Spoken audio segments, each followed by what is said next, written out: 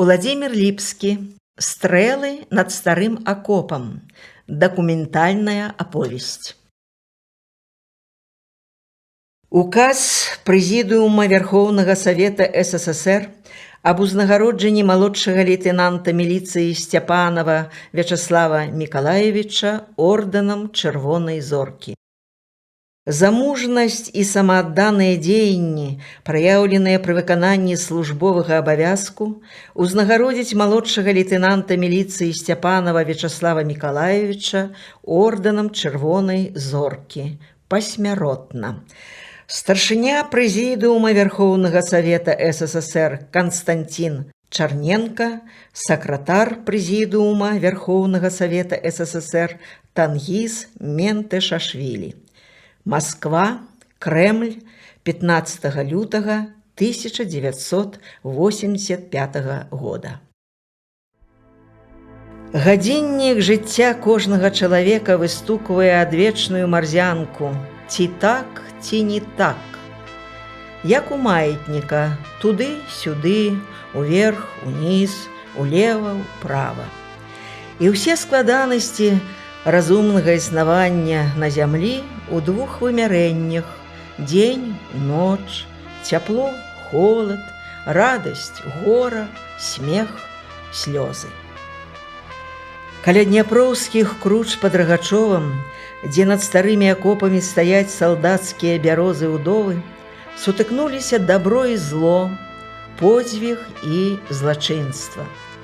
Кожны атрымаў сваё: зло – ганебную смерць, дабро – бяссмерце. Пра зло напісана 10 тамоў судовай справы. Іх ніхто не прачытае, яны ўжо ў архіве часу. Я ж хачу ўславіць дабро і подзвіг, якія на зоркавым небе бяссмерця запаліў участковы міліцыянер Вячаслаў Сцяпанов.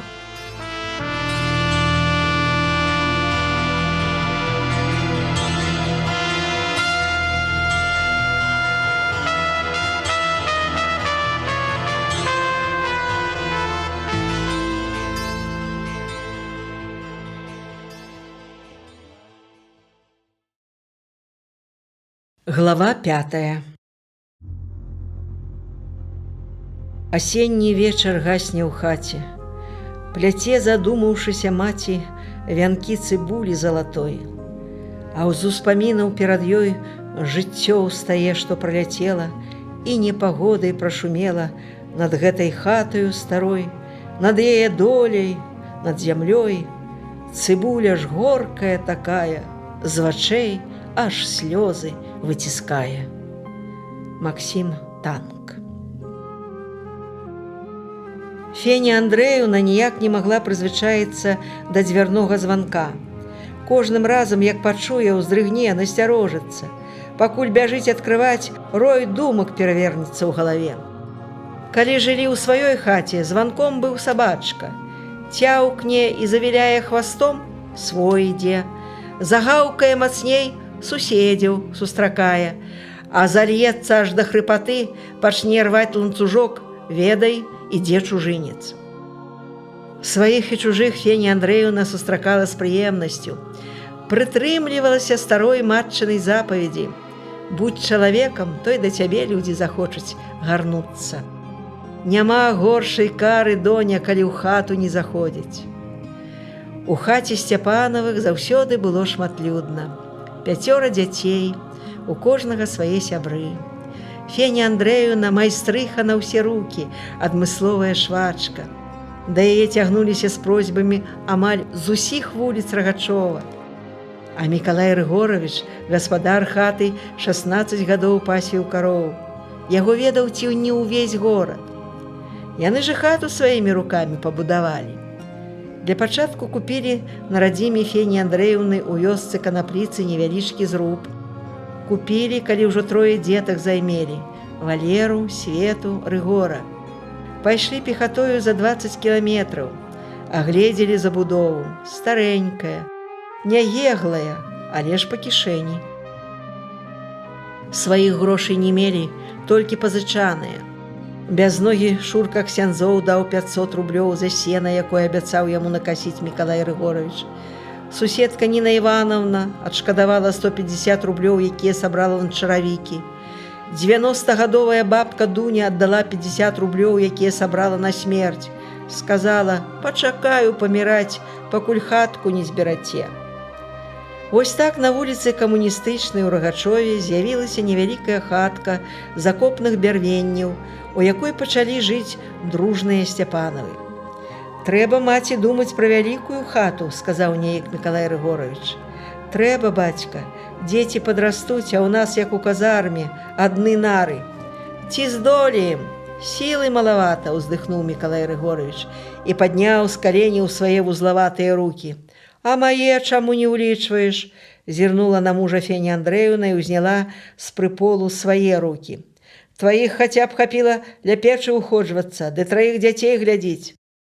Управіцца з усялякім клопатам. Свая ножка не цяжкая». Вось так сямейны савет і вырашыў будаваць сапраўдную хату. Суседзі потайкам надсміхваліся, Сцяпанавы ўдваіх удумалі палац адгрохаць. А Сцяпанавы, прывыклыя да мазалёў, упарта верылі ў сваю надзею.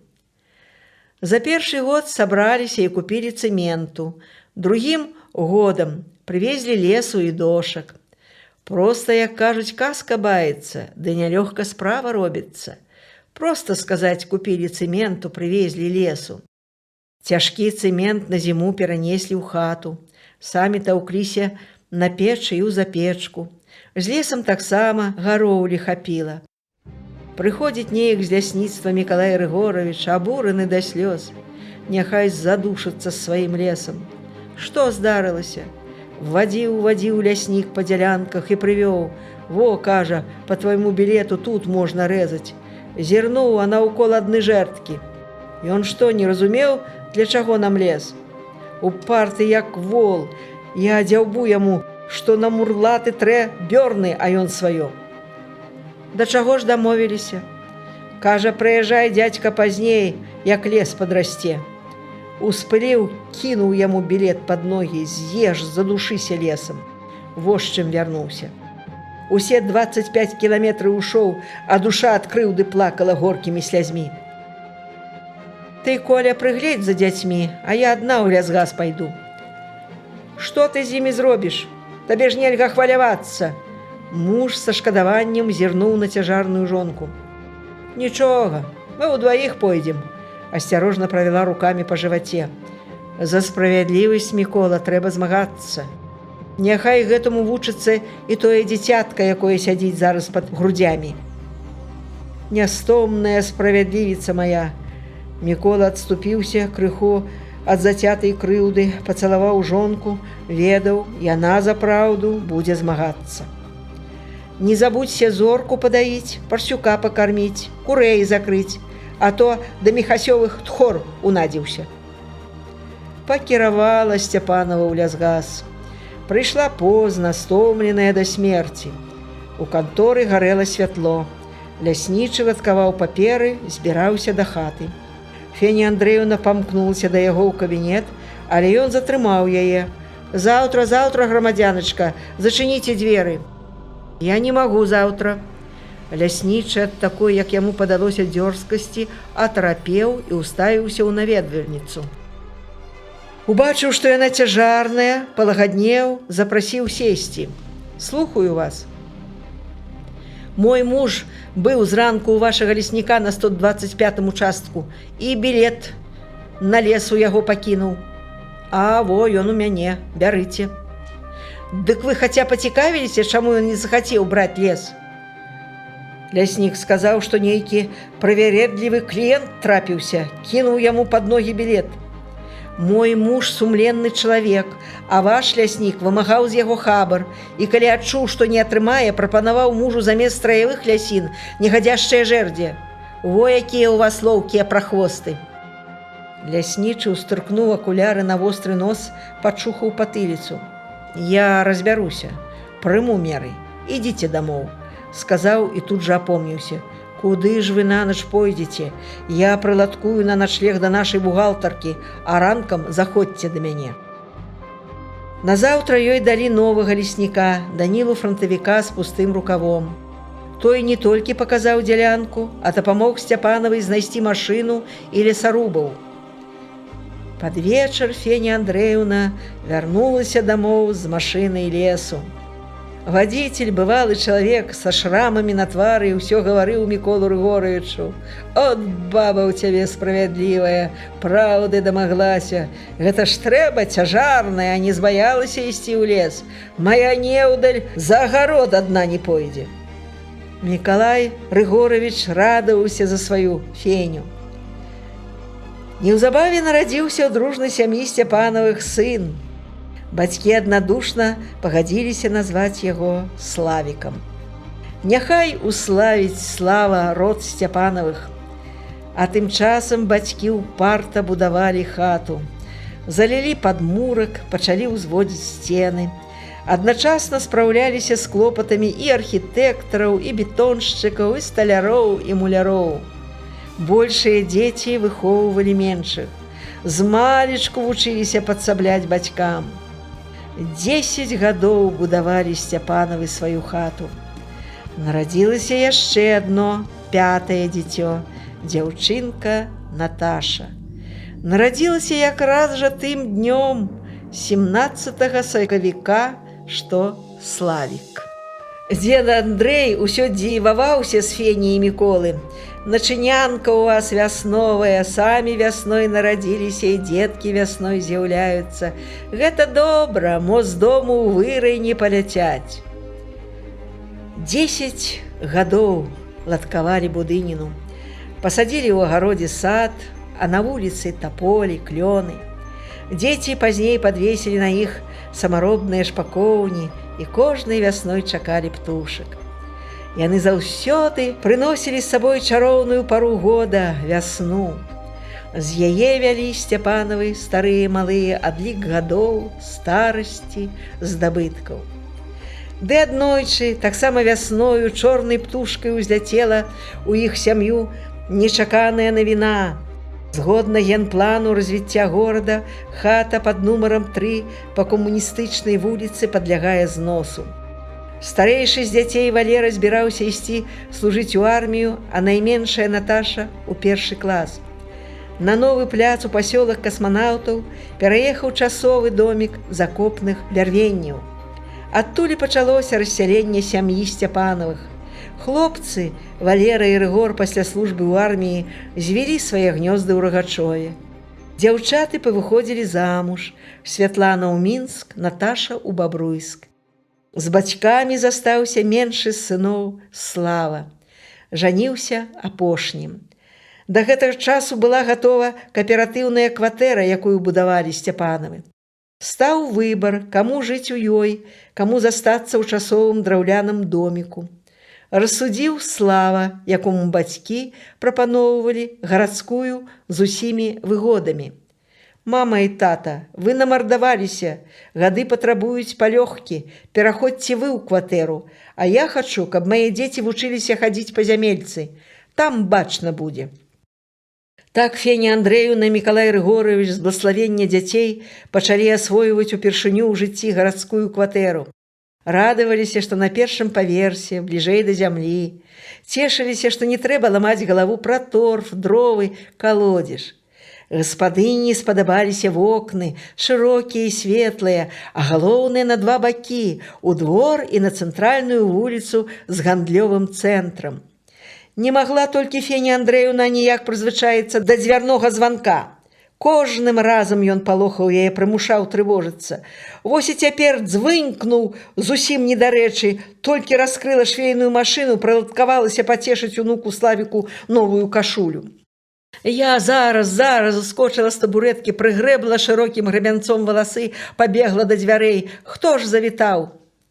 Так прывучана сэрца, адгукацца, калі клічуць, дапамагаць, калі просяць, адчыняць, калі стукаюцца. Ля парога стаяла незнаёмая маладзіца. На галаве абапінаха вялікая хустка, у руцэ мокры парасон. Якраз жа ліменіў спорны дождж. «Вы, Сцяпанова, маці міліцыянера?» «А што здарылася?» «Ой, дык вы праходзьце!» – схамянулася Феня Андрэевна, бо пачала распытваць на парозе. «Не палохайцеся!» – увайшла ў хату незнаёмка. «У вашы ножкі хачу пакланіцца за сынка». «Што ж ён зрабіў?» «Дачушку маю выратаваў. Зняславіць хацелі бандзюгі. Позна вярталася з кіно. Яны за яе пачала крычаць. І тут сынок ваш ішоў з жонкай, таксама кіно глядзелі». «Ну і што?» – занепакоілася Феня Андрэевна. «Ён нягоднікаў супакоіў хутка. Немачна іх, от жа ўродзіцца, неўдаль з лысінкай, кручаным робіцца». «Жанчынка моя дарагая, завадзь ува ўсіх роўная. Хіба маці нараджаюць зладзеяў, бандытаў, хуліганаў? Ваша праўда, Сцяпанова, радзіся і ўдайся. А каб удаўся, трэба пасвіць дзяцей, не зводзіць вока з іх, як я з сваіх». Феня Андрэевна зноў схамянулася. «Ой, чаго ж мы ў парозе? Праходзьце, чайку пап'ём». Калі сустракаюцца дзве роднасныя душы, на небе запальваецца новая зорка. Феня Андрэевна і Марына Владимировна, так назвалася незнаёмка, сядзелі на кухні, пілі духмяны чай, гаварылі пра самае запаветнае, пра дзяцей. Жылі нагаладзь, усё жыццё будаваліся, але ніводны з дзяцей макавага зярнятка чужога не ўзяў, расказвала Феня Андрэевна. Я і бацька папярэдзілі, толькі пасмейце, злупім на горкі яблык. Нікога, праўда, не лупілі, але ўсе ўцямілі, што бацькоўскае слова – закон». «Праўдзіва», – падтрымала гаворку Марына Владимировна. Яна і чакала, што так проста будзе ў Сцяпанавай. Вельмі хвалявалася, калі шукала яе. «У нашай сям'і, – расказвала Феня Андрэевна, – існавала такая завядзёнка. Адпушчу пагуляць бывала, але каб ведала, дзе будуць, з кім і калі прыйдуць. Усе дзеці зналі, спозніцца, то маці не засне, прасядзіць на ганку да поўначы. У дысцыпліне трымалі дзяцей, таму і цяпер спакойныя за іх. Я таксама сваім дзяўблю, каб ніколі не хлусілі бацькам». «А найперш бацькі не павінны хлусіць дзецям», – паправіла жанчыну Феня Андрэевна. «У нашай сям'і няма сакрэтаў, усе ўсё ведаюць. Умей сказаць праўду, будь смелым, вытрымаць праўду. Гэтым і выхоўваецца справядлівасць.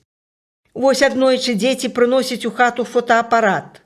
Дзе ўзялі?» – падступілася да іх. «Сашык даў». «Які Сашык?» «Пайшлі да яго бацькі. Вось так і высветліла, што рэч крадзеная.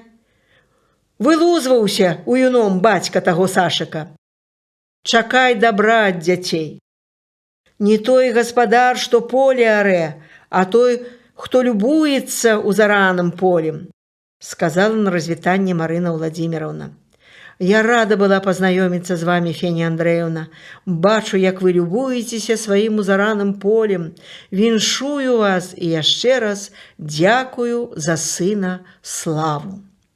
«Заходзьце», – запрасіла Феня Андрэевна. «Нашы дзверы заўсёды расчынены для добрых людзей». На вуліцы сцішылася непагадзь. У акно зазірала млявае летняе сонца. Жанчыны развіталіся сяброўкамі. Той жнівеньскі дзень расшчодрыўся на жаданыя званкі. Зарана вярнуўся муж з рыбалкі. «От, бацька, узнагароду за славу атрымалі», – пахвалілася Феня Андрэевна і расказала пра нечаканую госцю. «Узнагарода будзе, калі выберуцца на вечарок да нас з сям'ёй. Сёння абяцаў, але ж работа. Наперад не вельмі сплануеш. Будзем спадзявацца». Чакалі бацькі Славіка, а прыехала з Бабруйска Наташа з мужам Володзем і сынам Дзяніскам. Праз нейкі час новы званок. Святлана з Мінска з мужам Андрэем і дзецьмі. «Дзетачкі, любыя, красачкі вясновыя, ашчаслівілі!» Феня Андрэевна не магла стрымаць слёз. А Мікалай Рыгорович толькі усміхаўся, радаваўся гасцям па-мужчынску стрымана, не губляючы ў эмоцыях дзелавітасці. Годзе маці вохкаць, пачынай на кухні шурудзіць. Татка, самі ўправімся, заступіліся Святлана і Наташа. Новы звонок, рэзкі і вясёлы. Феня Андреевна спазнала беспамылкова. Славік абагнала ўсіх, кінулася да дзвярэй. Сынок, Ірачка, мой унучак залаценькі. Феня Андреевна сустракала кожнага пацалункамі. Ад уцехі не знаходзіла слоў, толькі паўтарала: дзетачкі, свята прывезлі. Бацька, ляці, родны, па астатніх сыноў. Няхай Валерык з Аняй і Рыгор з Раяй бяруць дзяцей і да нас. Мама, не трэба пасылаць тату, зваўся Слава. Я збегаю, пазваню Валеру, а ён заедзе па Рыгора. От малайчына, Славік, задаволена падміргнуў Мікалай Рыгорович. Выручаеш старога. Я цябе зімой выручу. Як качагар на пенсіі, буду прыязджаць качагарыць тваю печку і кацёл. Дамовіліся. Вясновая усмешка зіхацела на Славовым твары, і ён шмыгнуў званіць брату. Тая жнівеньская нядзеля, якая сабрала разам усіх Сцяпанавых, хто б мог падумаць, стала развітальнай для Славы. У сямейным застоллі ён з Ірай сядзелі на покуці на самым пачэсным месцы. Ім перападала найбольш увагі. Мелася ж на тое прычына. Слава перавёз жонку з Гомеля, урэшце разам жывуць, сёння як новыя заручыны. Слава адчуў пільную да сябе ўвагу бацькоў, братоў, сясцёр і, каб перавесці барджэй размову ў новае рэчышча, звярнуўся да бацькоў. А як гэта вы знайшлі адзін аднаго? Ніколі не расказвалі нам. А не пыталіся, адрэзаў Мікалай Рыгорович і весела зірнуў на жонку. Раскажы, калі дзеці цікавіцца, ты вастрэйшая на язык. Вастрэйшая, але ж у цябе спрыту хапіла ўгаварыць некалі. Стала весела ў хаце, і Феня Андреевна сапраўды адчула, што наступіў момант, калі трэба спавядацца перад дзецьмі. Яна падабрала пад грабянец пасівелыя валасы, правяла далонню па твары, як бы ацерла павуцінне маршчын, задумалася. Дзеці ведалі, маці вучылася ў дзяцінстве ўсяго 4 зімы, а расказваць умела, як па пісаным. «Вой, дзетачкі мае залаценькія», – пачала гаварыць Феня Андреевна, «ці вося тое было, аж праляцела ўжо 34 гадочкі, зляцелі гадочкі, як адна вясна. Во, сямейку якую згадавалі, 5 дзяцей, 3 нявестухны, 2 дзядзькі, 8 унукаў». Феня Андреевна абвяла ўсіх уважлівым позіркам, як бы пацалавала кожнага. Але ж каб зразумелі, як мы сышліся са сваім Міколам, трэба, каб уяўлялі нашу жытку пасляваенную. Ператрымцелі такое ліхалецце, 2 разы стаяла пад варожым прыцэлам. Феня Андреевна пачала шукаць насоўку, а Мікалай Рыгорович, каб не звесці гаворку да слёз, падхапіў размову. «Пакуль маці паплача, я карацей вам згаманю». Пачалася вайна, а я кароў пасвіў. Ляцяць самалёты, равуць страшэнна. Пачалі бомбы кідаць, мы хто куды. З'явіліся немцы, нас усіх пад плот усадзілі. Ходзяць з аўтаматамі, гергечуць, адпусцілі. У нашай сям'і 3 дзеўкі і я апошні. Усе партызанам памагалі. Яду насілі, бялізну мылі. Як вёску палілі, 370 чалавек спалілі. Мы з маці ўцяклі да партызан. Пасля вызвалення пайшоў працаваць на чыгунку, аднаўлялі дарогу, паклікалі ў армію, служыў у артылерыі, адкатам гарматы ударыла, камісавалі. Вось тады і падкаціўся да Фені Казлоўскай. «Ну, перастала плакаць», – звярнуўся Мікалай Рыгорович да жонкі. «Расказвай далей, а то я ўжо ўсё збалакаў, што знаў». «Я ж таксама, дзетачкі, смерці ў вочы глядзела», – працягвала Феня Андреевна. «Вайна пачалася, а жыццё прадаўжалася. Пайшлі ў лес па ягады, у бок Галапузаўкі. Вёска называлася Сіняе мора, а дражнілі Галапузаўка. Галадьба балотная там жыла, а морам і не пахла. Ніхто мо з насельнікаў не бачыў, не ведаў, што гэта такое Сіняе мора.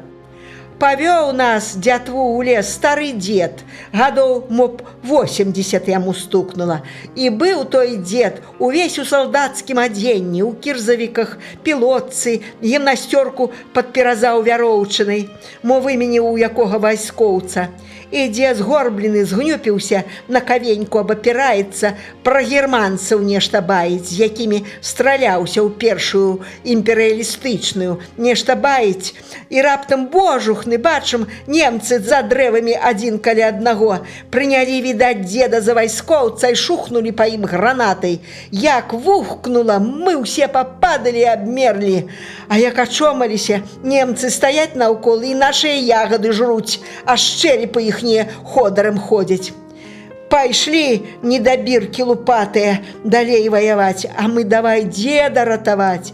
4 дзяўчынак неслі аж да вёскі Рудка над Друццю. У мяне вельмі плячо балела. Дома агледзелася, асколак сядзіць. Уся вёска збеглася глядзець параненую, а сібірачка жыла ў нашым сяле Наброда адна, узялася лячыць мяне травамі, прымочкамі і выгнала такі асколак. А дзед, павадыр наш, не вытрымаў ран, памёр, болей у ягады не хадзілі. Ты, маці, баеш так, хоць з цябе кіно пішы, ты карацей, раскажы, як я цябе абхітрыў. Уставіў сваё слова вясёлы Мікалай Рыгоровіч. Вой, тата, не падганяй маму, за ўсіх папрасіў Слава. Нам жа ўсё цікава. Калі яна яшчэ падахвоціцца прыгадваць? Праўда, тата, азваліся ўсе астатнія дзеці. Добра, добра, няхай расказвае, адказаў Мікалай Рыгоровіч. Яму самому хацелася слухаць, а рэплікай правяраў дзяцей. Цяпер, задаволены іспытам, ласкава зірнуў на жонку, папрасіў: «Расказвай, больш перапыняць не стану». Сонца зазірнула ў шырокае акно залы, у якой сядзелі ўсе Сцяпанавы, высветіла і без таго адкрыты твар Фені Андрэеўны. Дзеці ўбачылі яе павільгатнелыя спагадлівыя вочы, больш выразнымі сталі на твары маршчыны, якія спаласавалі лоб, і нават шчокі аселі пад вачыма каля вуснаў, як промнікі расколін на шкле ад удару каменьчыкаў.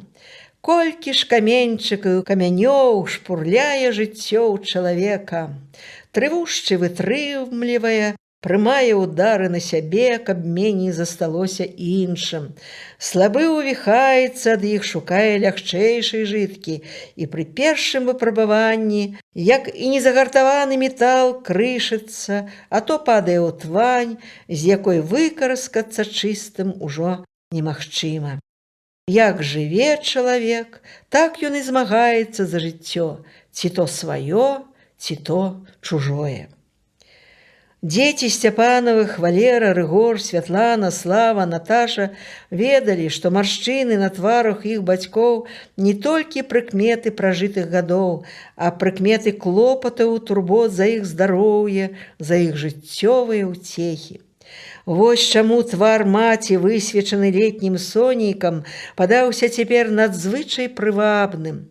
Усе, апроч унукаў, якім раздольна гойсалася па ўсіх астатніх пакоях, з замілаваннем пазіралі на Феню Андрэеўну, чакалі яе новых расказаў. І яна адгукнулася на дзяціную просьбу. Вёску нашу канапліцу спалілі датла. Як вярнуліся на дварышчы, адшукалі цэлую адну місачку. Не было толькі чаго есці з яе. Жылі ў лясных зямлянках. Карова, якую выхапілі з пажару, стала нашай выратавальніцай. Ад яе грэліся, палягам побач, цёпленька, а малако раздавалі ўсім як лякарства, як ласунак. Вось так жылі, а немцам і то заміналі. Наляцелі раз, сагналі ў гурт, смерць на носе ў кожнага вісела. Ператрымцелі, перакалаціліся, дзеці ж, бабы, дзяды, хто ж з імі ўзброенымі ваяваць стане? Аж не стралялі, пагналі акопы капаць. Дык нас там ледзь машкара не даканала, толькі разагнешся, нахлыпам лезе ў твар. А то бамбіць пачалі нашы зямлянкі. навошта мы ім спатрэбіліся. Але ж у страху вочы вялікія, палічылі нас за партызан. Адна бабка, смех ды і годзе, як гахне бомба, яна ад страху каўцель самагонкі. І так накаўталася, сядзіць і пяець. Мы ўсе смяёмся, забыліся хавацца. Так і перажылі бамбёжку. У пакоі к дарослым з віскатам уляцела дзятва. Валера Увіцька ўстрыкнуў на патыліцу будзёнаўку, падскочыў да Мікалая Рыгоровіча. «Дед, мы ў разведцы ловім бандытаў, ці не прабягалі тут?» «Не, не бачна. Яны на кухні, атрад, за мной!» І Віцька дзвякнуў ружом а падлогу, першым кінуўся ў бой. За ім пабеглі Андрейка, Люда, Дзяніска, Вераніка, Коля, а следам Славік, найменшы унук Сцяпанавых. «І мы вось так гулялі ў вайну і бандытаў», – прыгадаў Валера. «Чаму ва ўсіх дзяцей такія гулі?» – задумліва сказала Наташа. «Таму што войны і зло, колькі існуе чалавецтва, не пакідаюць людзей. І ў дзяцей ёсць такая гульня. А вырастуць, адзін сее зло, другі змагаецца са злом. Пачынаецца адвечная барацьба дабра са злом», – разважыў Слава. Усе паважліва слухалі яго, а ён звярнуўся да маці. «Прабач, мама, унукі перапынілі твой расказ». «Правільна, сынок, ідзе вайна паміж дабром і злом». Феня Андрэевна задумліва пазірала на дзяцей. «Хто на чыім баку, той у тым і войску. Адсюль і характар чалавека, і выхадкі яго. Хто пад хвартух хаваецца, і адтуль наровіць глымануць дармавы кавалак альбо укусіць прастака, дык чым бальней. А іншы чалавек кулю ловіць. Такія ў вайну найперш і гінулі. Але ж мой тата казаў, смелы 2 вякі пражыве, а трус задоўга да смерці гіне. Пераканалася ў гэтым у вайну, хаця і сама не ваявала». Феня Андрэевна прыпынілася, сабралася з думкамі. «Нам і пасля вайны хапіла бяды пад завязку. Бацьку ўзялі ў рабочы батальён, узводзілі цагельню ў Гомелі, ён і сям'ю перацягнуў туды. Жылі ў зямлянцы, бацькі, мамін брат і нас, малявак 4. Хадзілі па старцах. Пасля мяне старэйшую ўжо было 15 гадоў, выправілі зарабляць кавалак хлеба. Прыйшла да дырэктара цагельні, у бацькавай кухвайцы, прашуся, вазьміце на работу. Узялі б, кажа, але ў цябе рук няма. А во! Вытыркаю чырвоныя рукі з доўгіх рукавоў. Засмяяўся і уладкаваў, куды пашлюць. Цэглу падавала, гон трэзалі. А праз год, як падрасла, даверылі канваіраваць палонных немцаў. Дырэктар сказаў, пасылайце Феню Казлоўскую, яна смышлёная. Ідём утраіх у барак. Яшчэ адна сібірачка, цясляр і я. З ружжамі ідём. Я падцягваюся ў гору, каб выглядаць вышэй, канваір. 5 кіламетраў вядём тых немцаў на работу. Маліноўскай цяжка несці ружо, дык цягне яго па зямлі. Увесь прыклад стерла і затвор згубіла». За сталом дружна засмяяліся. А Мікалай Рыгоровіч, карыстаючыся паўзай, уставіў свае 3 грошы. «Ты, матка, ўсё-ткі бліжэй падходь да таго, як уцюралася ў мяне». «Вой, дзетачкі, раскажу вам і пра тое, як ваш бацька абкруціў мяне». З Гомеля мы пераехалі ў Рагачоў. Працавала я грузчыкам на камбінаце. Папульму на зярна загружалі за змену. Адны дзяўчаты ў брыгадзе. Да цяжкасцей прылаўчыліся, але найбольшую крыўду мелі на танцах. Гуляем, бяжыць Касецкі і крычыць на ўвесь клуб: «Дзе мае грузчыкі? Вагоны падагналі!» Сорамна перад хлопцамі, ляцім гумавікі абуваць. З-за гэтага перайшла працаваць на будоўлю. Вось неяк позна вяртаюся дамоў, а ў нас госці, Анюта Стралкова з сяльца, і з ёй брат. Заначавалі, бо поезда не было. Знаёміць мяне з тым братам, Міколам назваўся. Не ўпадабала спачатку. Нейкі лапавухенькі, сарамлівы, адзежа на ім колам сядзіць. Феня Андреевна зірнула на Миколая Рыгоровича, ласкава пагладзіла па лысаватай галаве. Дачакаўся, няхай дзеці ведаюць. Я же хачу, каб ведалі. Дык вось, дзеткі, раненька Мікола з Аняй паехалі ў свой сялец. На тым, думаю, і закончылася знаёмства.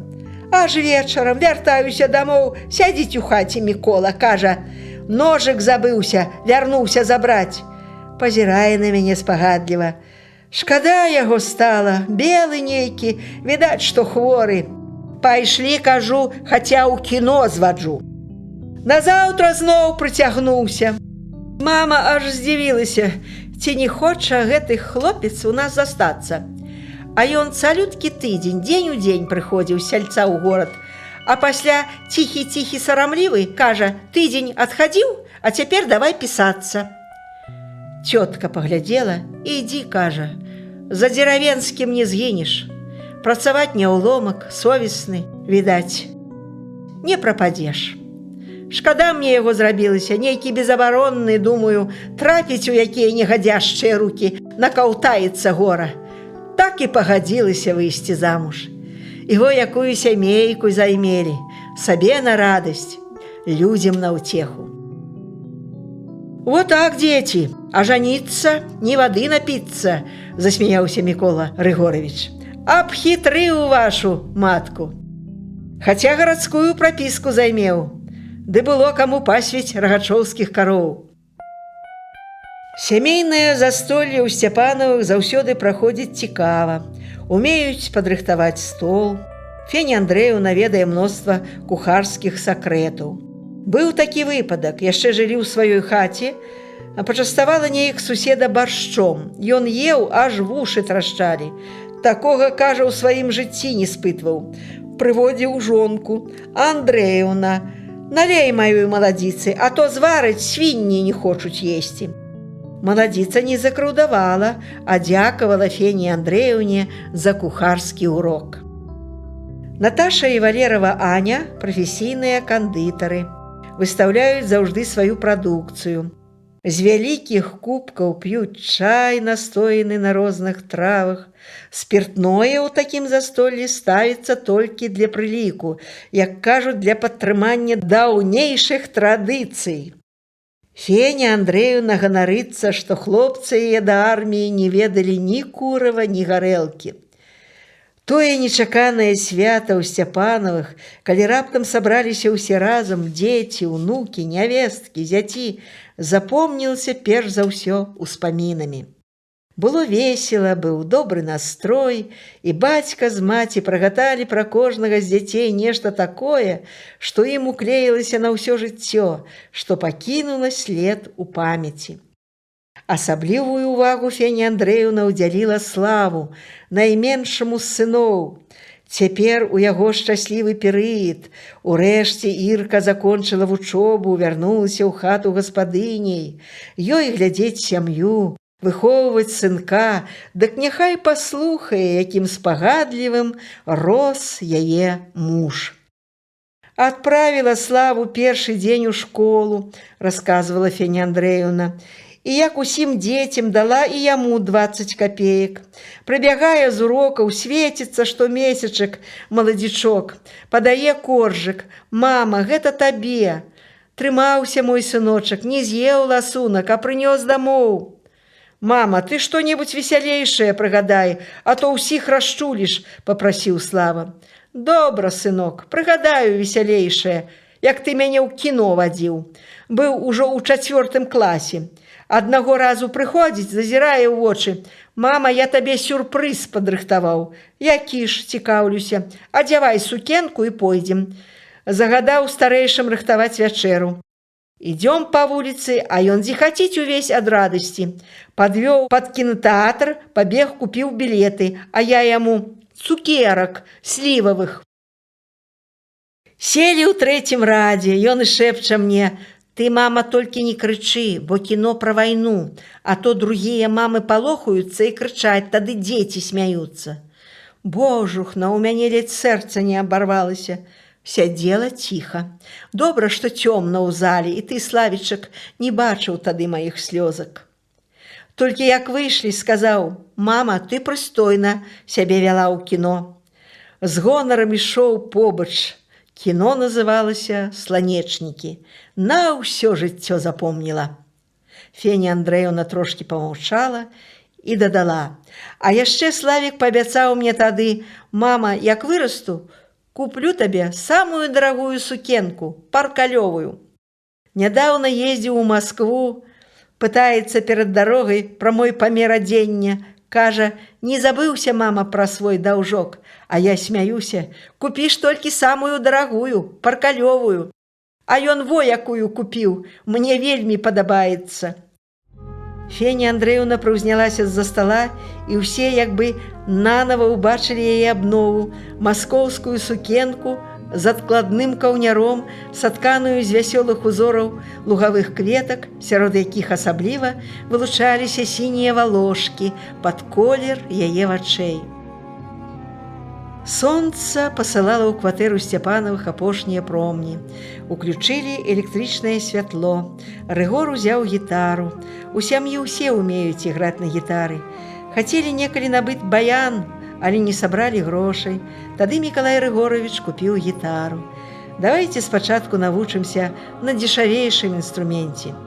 У гэтым была сялянская мудрасць праверыць жаданні і здольнасці дзяцей. Гітару ўсе асвоілі, а далей пад усеагульны шум-бум пачалі актыўна асвойваць тэлевізар і магнітафон. Да іх у рацыянальнага і практычнага Мікалая Рыгоровіча свае адносіны. Гэтыя дзве музычныя скрыні могуць зрабіць чалавека разумовым гультаём, а гультайства горш за дэзерцірства. Таму ён вельмі любіць, калі сыны бяруць гітару. Бацька ведае любімыя песні дзяцей. «Давай, Рыгорка, свою, несёт меня течение сквозь запахи осенние». Рыгор праспяваў, перадаў гітару Валеру. Той настроіў струны на свой манер, пад сваю песню, зірнуў на сваю Аню і заспяваў: «Твои глаза сожгли меня на площади». Гітару перахапіў Слава. Усе ведалі яго любимую мелодию: «Речка быстрая, серебристая, по камушкам течет». Слава зірнуў на маму, на Иру, ледзь прыкметна ўздыхнуў і заспяваў новую песню: «Земля моя, я сын твоих берез, березки белые от бурь я уберег, чтоб вечно снились родине моей березовые сны». Жанчынам ад гэтай песні чамусьці захацелася паплакаць. Задуменным сядзеў і Мікалай Рыгоровіч.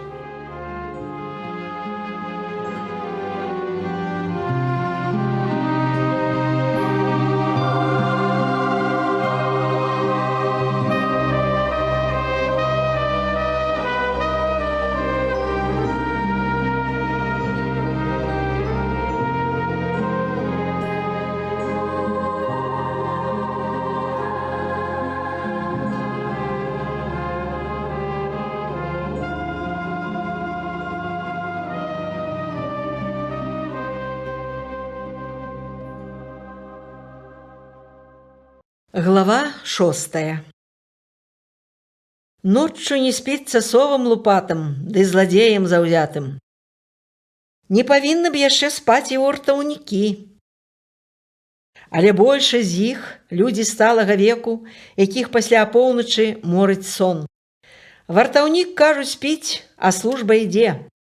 Апошнім часам іх выцісняе аўтаматычная варта. Ці надзейная яна? Не спіцца цёмначы і закаханым, але ж для любошчаў яны шукаюць больш патаемныя мясціны, далей ад святла, людзей, забудоў. Вось і застаюцца сіратлівымі ў начной цішы жаданыя аб'екты зладзеяў, магазіны. Асветленыя электрычнай лямпачкай, а то і не асветленыя, драўляныя ці каменныя, стаяць пад замкамі павешанымі не ад зладзеяў, а ад добрых людзей. Стаяць пад вартай чысцюткіх нябесных зорак, пад даверлівым поглядам сумленных хат, у якіх спакойна спачываюць стомленыя за дзень людзі. Сівы, Вярзіла ўсё гэта ўлічваюць. Яшчэ ў дзень наглядваюць ахвяру. Заходзяць у магазин, купляюць цыгарэты, хлеб, разглядваюць тавары. Можна, каб бавіць час, і зрабіць глыбейшую разведку, прымерыць касцюм, паліто, а тым часам вопытным зладзейскім вокам прыкінуць тавар. Можна з магазиншчыцамі пажартаваць, прыгледзецца, куды кладуць грошы, якія ёсць запасныя выхады. А яшчэ для зладзеяў каштоўнейшы аб'ект – даверлівы вясковы чалавек.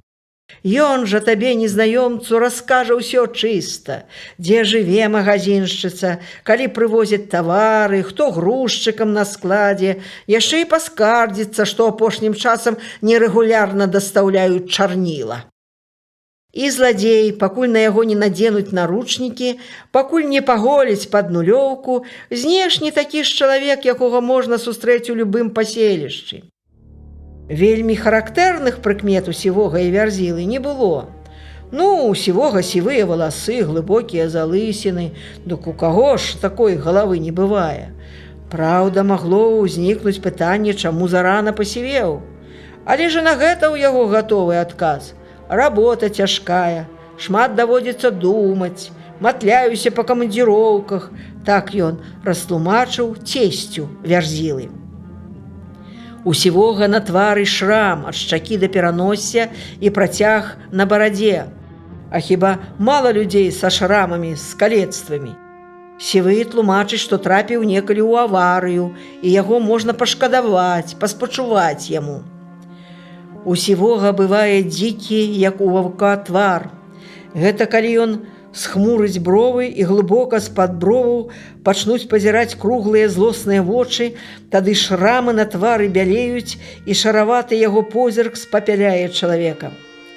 Калі сівы ўз'юшыцца, на яго твары выступаюць дробныя чырвоныя плямкі, не як у звычайнага чалавека, калі ад хвалявання ўвесь твар ружавее. Сівы ў такіх выпадках робіцца рабым бела-чырвоным, але ж гэта ведаў толькі Вярзіла.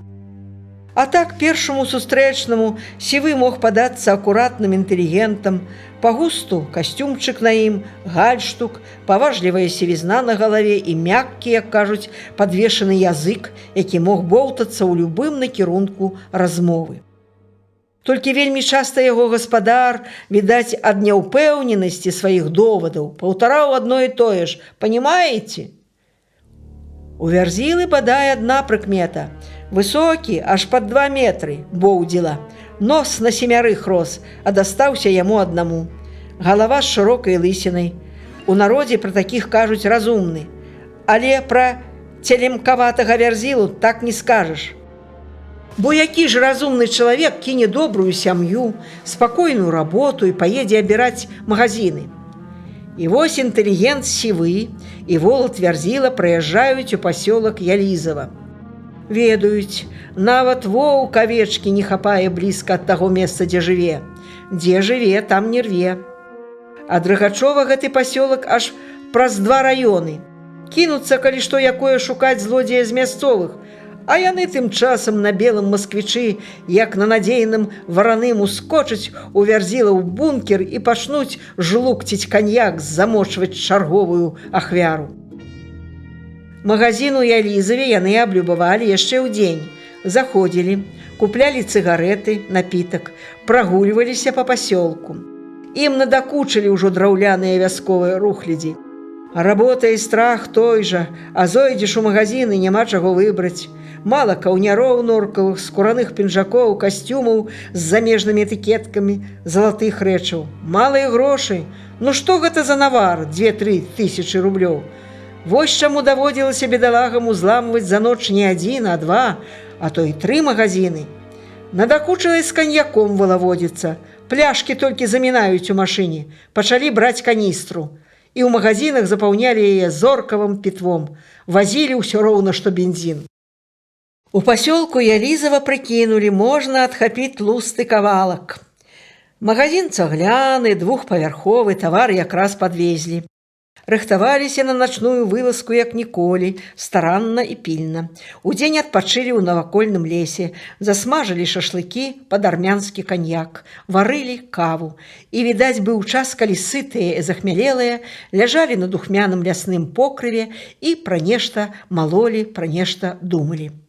Няўжо не шавяльнулася ў галовах трывожная палахлівая думка: не тое робім, не тым займаемся. Злодзеі злодзеяць, робіць зло. Хто ж прымусіў іх рабіць зло? Хто навучыў? Адкуль іх зло? На каго? Што б цікава рабіў Сівы, каб нехта ўварваўся ў яго цяпліцу, пазразаў на ўсіх 48 метрах квадратных гвоздзікі і сказаў: не блытайся, Сівы, гэта маё. Што б рабіў Вярзіла, каб нехта ўляцеў у яго дварышча, зняў мотор з масквіча і пры гэтым папярэдзіў яго: не лезь не ў сваю справу. А яны ж, Сівы і Вярзіла, кожную ноч залазілі ў магазины, у якія анічогонькі за ўсё сваё жыццё не паклалі, каб браць, прысвойваць, грэбсці ўсё, што пажадае іх нахабная душа. Адкуль жа падхапілі гэту нахабнасць, калі займелі прагу да зла? Зладзеямі ж не нарадзілі іх маці. Яны не хацелі бачыць сыноў гэткімі. Значыць, яны зрабіліся зладзеямі. Пачынаў, кажуць, з гурка на чужым гародзе, а скончыў канём у чужым хляве. Ты ж, Вярзіла, шафёр, знаеш, што без тармазоў нельга ехаць на машыне. Яўная пагібель. А хіба можна жыць без тармазоў? Няўжо тваімі тармазамі не маглі стаць дзеці, жонка, памяць па нябожчыках маці і бацьку? Няўжо ў цябе, Сівы, настолькі засівела душа, абрасла мохам, што забыўся пра дзяцей, жонку, адзінокую старэнькую маці і сам палез паміж молатам і кувалды? Што ж дапамагло чорту сабраць да кучы Сівога і Вярзілу? Відаць, памагатамі падручнымі ў нячысціка былі эгоізм, лянота і прагнасць. Эгоізм робіць чалавека хваравіта ўлюбёным у сябе, неапраўдана высока ўздымае паганца над усімі астатнімі людзьмі, адкуль яму здаецца, што ўсе астатнія ў параўнанні з ім нішто, мурашы, чарвякі. Пачуццё салодкага эгоізму Сівы і Вярзіла адчулі яшчэ змалку. Вітька – адзінае дзіцё ў сям'і, а Віктор – адзін сын сярод 4 дачок. Безумоўна ж, у бацькоў яны былі ў пашане. Сляпая любоў парадзіла эгоізм.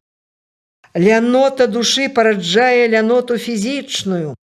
У Сівога і Вярзілы лянота душы пачалася з апошнім школьным званком. Пра высокія матэрыі не думалі, за лішніх хваляванняў да сябе не падпускалі.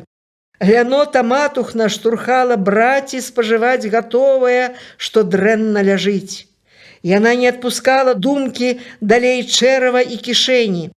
А клопаты, прапоўныя пад завязку чэрава і кішэню, парадзілі ў іх звярыную прагнасць. Эгоістычная лянотная прагнасць далёкай спажывы прывялі Сівога і Вярзілу жнівеньскай цёмнай ноччу ў пасёлак Ялізава да 2-павярховага магазина. «Ну што, Віктор, пара!» – зашипеў Сівы. «Я гатовы, Вітька». Яны вылезлі з масквіча ў рабочых спяцоўках, касцюмы пакінулі ў машыне на вешалках. На работу ж выпраўляюцца, а не проста ў магазин. Сівы памацаў маузер, паправіў яго ў кішэні, прыхапіў 2 гаспадарчыя мяхі, куды складваць, пажартаваў: «Тавары паўсядзённага попыту». Вярзіла ўзяў стары школьны партфель з інструментамі, агледзеліся. Пасёлак спіць. Ні ў адной хаце не гарыць святло. Цішыня. Да гэтага на іх рахунку было ўжо звыш 10 магазинаў. Яны навучыліся разумець адзін аднаго без слоў.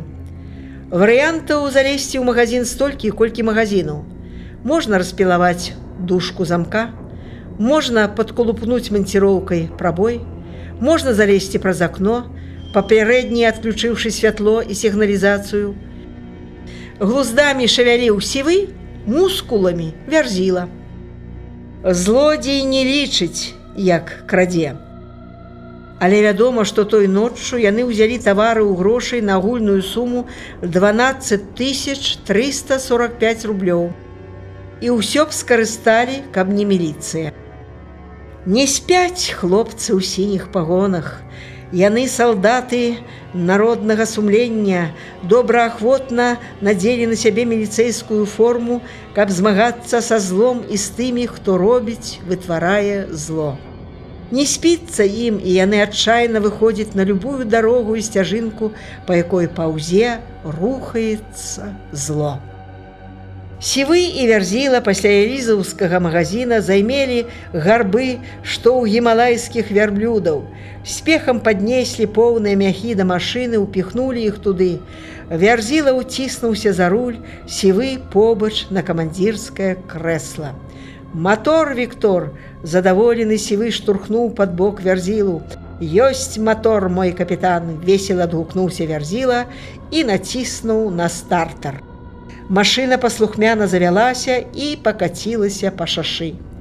«Эх, і калупнулі сёння!» – пацёр рукі Сівы, зірнуў праз акенца на зорнае неба, мармытнуў: «Гары, гары, моя звезда!»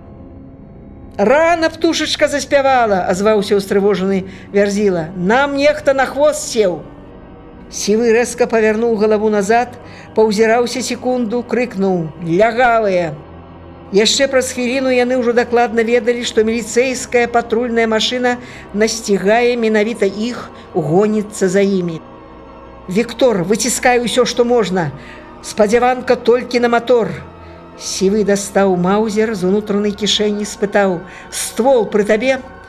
«Ты што, Вітька, я ж з ім больш сплю, чым з жонкай!» На тым іх размова закончылася.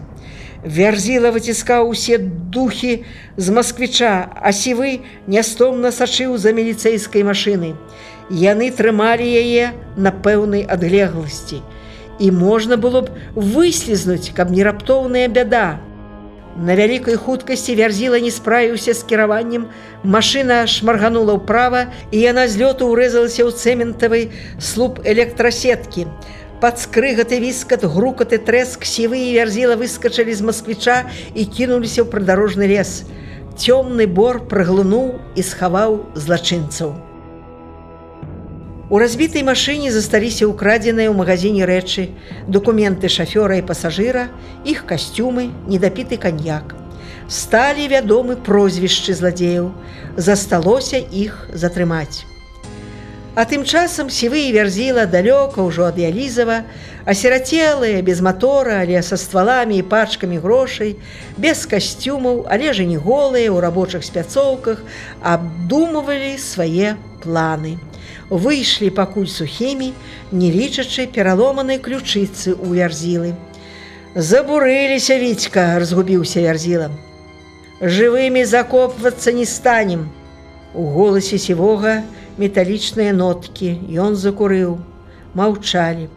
Хавалі адзін ад аднаго спалоханыя твары і вочы. Ліхаманкава абдумвалі новыя планы. «Трэба недзе пераседзець», – вырашыў Сівы. «Дарогі дадому адрэзаны. Кур без нас падояць». «У мяне тут», – нясмела азваўся Вярзіла. «Што ў цябе тут, Віктор?» – учапіўся за словы Сівы, як тапелец за саломінку. «Думай, пакуль не залыганы. Мясцовасці людзей ты тут лепш ведаеш. Баба адна пад Рагачовым жыве. Макрыззя з нас навыкручвае. Не павінна. Яе самую круціць. Любіць дармавую гарэлку і вольных казакоў. З кім жыве? Маці старэнькая і сын школьнік. Піянер не закладзе?» Сівы злосны, як звер. «Папросім». У голасе Вярзілы таксама з'явілася злосць, і гэта спадабалася Сівому. «Ну што ж, вусы, чэсць, а барада ў казла ёсць. Вядзі». Вярзіла, прытрымліваючы левае плячо, пашлёпаў уперад, як арыштаваны. Ззаду плёўся Сівы штохвілінны, блізка ў воўчымі вачыма з боку ў бок, прыслухоўваўся, лавіў сваімі адтапыранымі штолакатары вушамі малейшыя падазроныя шумы. Ішлі лесам, балотамі, як звяры. Абыходзілі паселішчы, міналі людныя месцы, дарогі. Злосцю кіпелі абодва. Мо таму, што трэці дзень, як перасталі красці, а мо таму, што параненыя. Дык хто ж вінаваты, што яны самі далучылі сябе да звяр'я? Хацелі на чужым горы пабудаваць сваё шчасце, спатыкнуліся, асечка. А што далей? Ты ж сівы майстар на прымаўкі. Няўжо забыўся? Хочаш прапасці? Навучыся красці. У лихадзеяў заставалася адзіная дарога да правасуддзя. У іх быў адзіна правільны выбар – здацца, пакаяцца, атрымаць па справядлівасці за свае прадзелкі і паспрабаваць хаця б пад старасць узяцца за розум, не ганьбіць сваіх дзяцей. Не. Сівы і Вярзіла ўпарта шукалі дарогу на Марусіна у ціхую непрыкметную вёсачку пад Рагачовым. Жывой надзеяй свяцілася для іх сялянская хата, калі не з мяккай пярынай, то з саламяным гарышчам, калі не з армянскім каньяком, то з самагонкай. Адаспацца ад бяссоннай начной работы, залячыць Вярзілу ключыцу, агледзецца, а там шукай слядоў на вадзе. З такой надзеяй Сівы і Вярзіла выйшлі з лесу і агародамі пакіравалі ў расчыненую брамку. Браўся на зорку хмурны жнівеньскі дзень.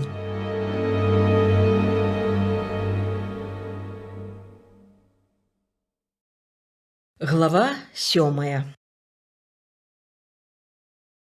Пакідае сонца зелень у даліне, ветер перашумы, а дождж ручаіны, лес птушыны гоман, горы гром лавіны. А што я на свеце па сабе пакіну? Максім Танк.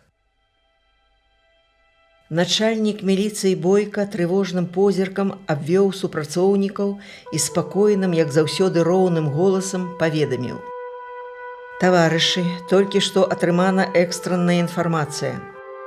У Магілёўскай вобласці ля пасёлка Ялізава знойдзены разбіты масквіч. У ім накрадзеныя ў магазине тавары на вялікую суму. Зладзеям удалося схавацца. Праверкай устаноўлена, уладальнік машыны Рагачовец працаваў шафёрам, цяпер лічыцца памочнікам кінамеханіка. У дадзены момант дома адсутнічае. У сям'і жонка, 2 дзяцей-школьнікаў». Падпалкоўнік зрабіў паўзу, даючы супрацоўнікам самім ацаніць сітуацыю, а пасля сказаў галоўнае: «Загадваю ўсім патрульным парадам, усім службам, усім участковым інспектарам праявіць высокую пільнасць. Злачынцы могуць з'явіцца ў нашым раёне, калі не ў самім Рагачове, то ў яго наваколлі. Напэўна ж будуць шукаць, дзе адсядзецца. Па почырку падобна ваўчугі. Магчыма, на іх рахунку і папярэднія нераскрытыя кражы. Будьце максімальна уважлівымі. Любыя звесткі тэрмінова перадавайце ў аддзел». Сцяпанаў, як і ўсе яго таварышы, атрымаў здымкі зладзеяў. Акінуў вокам: мардзелі тлустыя, нахабныя, дзесьці ж бавяцца. Паклаў здымкі ў папку, выйшаў на вуліцу. Расходзяцца, развітваюцца хлопцы. У кожнага свой участак, нібыта свая дарога, а клопат адзін. Каб вось гэта зіхатлівая сонейка, якое узнялося над Рагачовым, радавала людзей, каб ім у ахвоту працавалася, смяялася, любілася. Вячаслаў і не прыкмеціў, як, задумаўшыся, выйшаў на вуліцу Леніна і пакрочыў у бок гандлёвага цэнтра. Зазірнуў на хвілінку да бацькоў, вырашыў. Ішоў і любаваўся зялёным горадам. «Я веру, жыццё закрасуе на гэтай палітай крывёю зямлі», напісаў некалі Алесь Жаўрук. Вось ён, сучасны горад-прыгажун. Справа сквер, а ў ім курган славы. Там і ён з Ірай, як распісваліся, паклаў чырвоныя ружы, даў маўклівую клятву. Зямлю, што забыта гарачай крывёй, мы пільна вартуем, сябры. Узяў жонку сваю вясну на рукі і лёгка панёс у вясельную машыну. Цяпер ён у форме і з папкай у руцэ ішоў міма кургана. У сэрцы ажыў незабыўны студзеньскі дзень. Гуляла на іхнім вяселлі неўтаймоўная мяцеліца, а аркестрам вятроў кіравала сама завея. Вяселле атрымалася вясёлае. Сцяпанаў кінуў яшчэ адзін позірк на курган славы, за ім сквер, раздольныя лугі і Дняпро. Новая думка паласнула сэрца. Няўжо ж хлопцы гінулі за тое, каб Гедота зноў станавілася на ногі? Дык вось што найбольш крыўдна. Гедота дамашняга гатунку. Дзесьці ж залезлі ў шчыліну клапы, сівы і вярзіла, адседжваюцца, пакуль сытыя, а пасля зноў будуць шукаць, дзе б крыві напіцца. Вячаслаў выстукваў абцасамі па асфальце роўныя крокі. Яны адбіваліся ў яго сэрцы. Адчуў, гатоў вось такім жа упэўненым крокам ступіць насустрач любой бядзе, гатоў цаною жыцця споўніць свой доўг перад прысягай. І яшчэ адчуў, як хораша ў міліцэйскім кіцелі. Сама форма прымушае быць падцягнутым. Хіба ж зразумеюць яго людзі, калі міліцыянер будзе ісці непаголены, з-пад фуражкі з кукарды будзе выбівацца лахматая непамытая чупрына, гальштук скамечаны, штаны неадпрасаваныя, а чаравікі брудныя. Вячаслаў аж скалануўся ад такога ўяўлення. Форма знешняя патрабуе адпаведнага ўнутранага зместу. З раўнадушным і абыякавым сэрцам, з абмежаванай разумовай лянотай хіба можна весці барацьбу за чысціню і прыгажосць жыцця? Безумоўна ж, не. І вельмі крыўдна чуць у адрас міліцыі незаслужаныя нараканні, калі людзі блытаюць строгасць і патрабавальнасць з грубасцю, настойлівасць з прадузятасцю, а акуратнасць ва ўсім з педантычнасцю. Гэта толькі знешне можа падацца, што міліцыянеры, асабліва калі яны разам падобныя адзін на другога, у аднолькавай форме, што з канвеера. У кожнага ж, безумоўна, свой характар, свае здольнасці. У галоўным яны аднолькавыя, сваёй адданасцю і вернасцю службе. Нават бескампраміснасцю адзін да аднаго, калі ў нечым парушаюцца па нявопытнасці, канешне, нейкія статутныя патрабаванні. Быў выпадак і са Сцяпанавым на першых кроках службы. Паступіў сігнал, сын крадзе ў маці грошы. Вячаслаў выклікаў яго ў аддзел. Бычкоў, так назваў сябе сямейны злодзей, выкручваўся, адпіраўся, як толькі ўмеў. У маладога участковага, які ўнутрана пераканаўся ў хуліганскіх дзеяннях Бычкова, не хапіла вытрымкі, такту, і ён абазваў яго злодзеем, павысіў голас. Сведкі гэтага недазволенага прыёму, вопытныя міліцыянеры Жаркевіч і Сарокін, як пайшоў Бычкоў, зрабілі заўвагу Сцяпанаву. Нельга, Вячаслав, абзываць чалавека, пакуль не даказана. Як жа, абурыўся Сцяпанаў, во напісана, украў. А хто пісаў, з якім намерам? Можа, і правільна напісана, але ж трэба праверыць заяву. Усе нашы абвінавачванні да грамадзян павінны быць доказна абгрунтаванымі. Вось Бычкоў можа паскардзіцца, і ты акажешся вінаватым, што аблаяў злодзея. Так і здарылася. Сцяпанава абмяркоўваў суд афіцэрскай чэсці. Маладому участковаму паставілі на від, папярэдзілі. Той суд стаў для яго добрым урокам. З'явілася яшчэ большае жаданне авалодаць майстэрствам міліцэйскай службы. Думкі імкліва насіліся ў галаве Вячаслава. То адкручвае кадры мінулых дзён, то праектуе будучыя падзеі, то засяроджвае ўвагу на імгненных сітуацыях, якія, схопліваючы вочы, тут жа перадаюць для ацэнкі ў мазгавы цэнтр. Вось толькі што вочы Сцяпанова ўхапілі шыльду магазина «Калі ласка», міма якога праходзіў. І адразу ж мозг зноў вярнуў яго да думак пра сівога і вярзілу. Якое нахабства трэба мець, каб узнікла жаданне не ўвайсці магазин, а ўлезці, узламаўшы дзверы, не купіць рэч, а ўзяць, прысвоіць за проста так, таму што захацелася. Дзікунства, вар'яцтва. Усё гэта несумяшчальна з паводзінамі нармальнага чалавека.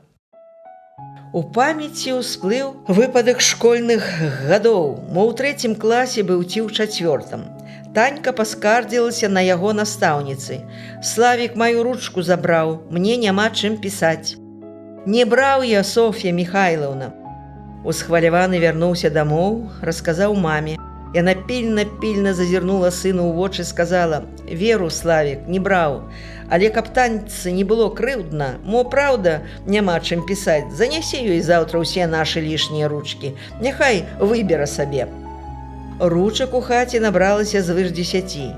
Панёс іх Славік у школу і на першым жа уроку падняў руку. «Соф'я Михайлаўна, прынёс танцы ручкі, няхай выбірае, якую захоча. Бяры, Таня». Дзяўчынка зачырванелася, апусціла галаву, усе пачулі яе сарамлівае прызнанне. «Я знайшла сваю, у парце ляжала. Прабач, Славік». Цяпер ішоў па тратуары міліцыянер Сцяпанаў і з вышыні гадоў асэнсоўваў паводзіны людзей. Можа, з украдзенай школьнай ручкі пачынаецца будучы злодзей. Не злавілі, давай паспрабую сцібрыць яшчэ што. І пайшло, пакацілася. Чалавек убіраецца ў зладзейскую адзежу і не падазрае на пачатку, што яна арштанская, шэрая, у шырокую палоску.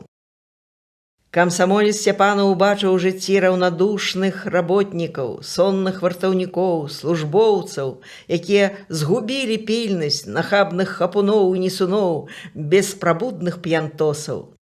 Іх ратазействам якраз і карыстаюцца зладзеі, хапаюць, грабуць, ломяць. Вячаслаў Сцяпанаў надзеў на сябе форму міліцыянера, каб змагацца з непарадкамі, з балячкамі нашага самага справядлівага грамадства ў свеце. Да такой барацьбы за справядлівасць падрыхтавалі сумленныя бацькі.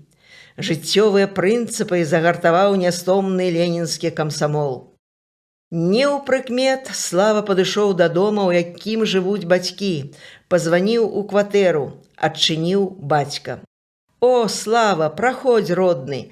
Мікалай Рыгоровіч ад радасці не знаходзіў слоў, не хаваў, што Славу найбольш шануе і паважае з усіх сыноў. Нейкі ж ён надта душэўны ўдаўся, умее адразу зазірнуць у глыбіню чалавека, у самыя патаемныя яго схоўні. «Ты адзін, тата?» «Ага», маці пацягнулася на базар. «То і добра. У нас мужчынская размова». «Што здарылася?» Слава дастаў з карычневай папкі фотакарткі зладзеяў. «Мо ведаеш, каторага з іх?»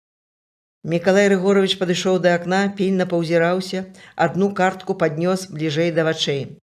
Гэты во з шырокай лысінай рагачоўскі жывёлавод.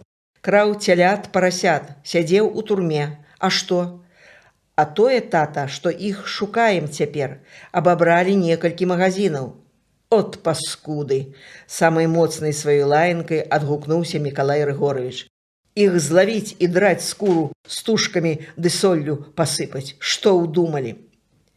Пакаранне, тата, вызначыць суд, а размова між намі. Добра?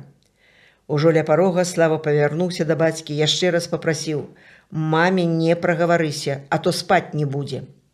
«Добра, добра, тайны ўмею захоўваць, не балабоцька». Вячаслаў зачыніў дзверы і нейкі час, ідучы зноў па той жа вуліцы ў аддзел міліцыі, думаў пра бацьку. Перад вачыма стаяў адкрыты і чысты, як само сумленне, яго твар. Усё жыццё гаротнік петаваўся, інваліднасць дазваляла працаваць пастухом, вартаўніком, качагарам. Усюды праяўляў сваю чэснасць, чаму вучыў і дзяцей. Будаваліся ўсё жыццё, а ён знаходзіў час упрасіць у суседа каня і навучыць сыноў ездзіць вярхом. Лічыў, не мужчына, калі не сядзеў на кані. А то купіў кожнаму веласіпед і вучыў катацца. Пазней прыкаціў у двор мапед. Павёў дзяцей на аэрадром, дзе зрэдку садзіліся санітарныя самалёты і да ночы асвойвалі матор. Падбухторыў зрабіць турнік, гойдалку, шпакоўні. Купіў балалайку, і вучыліся ўсе іграць. Купіў касу, і вучыліся ўсе касіць. Навуку за плячыма не насіць, яго любімая прымаўка. Кожны з дзяцей пабываў у яго пад паскам. Ён пастараўся перадаць ім хараство зялёнага дрэўца, палявой кветкі, птушынага гняздзечка, мурашынага каралеўства. Вячаслаў з гонарам і ўдзячнасцю думаў пра мудрую бацькаву навуку. Яна дапамагае цяпер у міліцэйскай службе, спатрэбіцца і ў выхаванні свайго Славіка. Дзякуй, бацька. Каля аддзела міліцыі Сцяпанаў завёў свой матацыкл і выехаў на ўчастак. Пачынала парыць. За Дняпром збіраліся калматыя хмары. Ад ракі ціха ветрала. Пыльныя дарогі прасілі ў дажджу паратунку.